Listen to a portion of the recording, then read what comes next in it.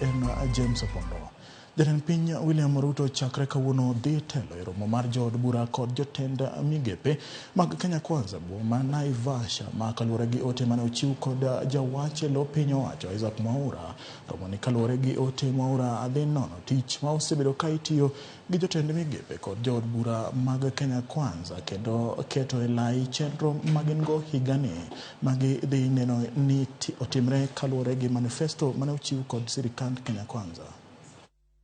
On the 20th and 21st February, Cabinet Secretaries, Principal Secretaries, and other senior government officials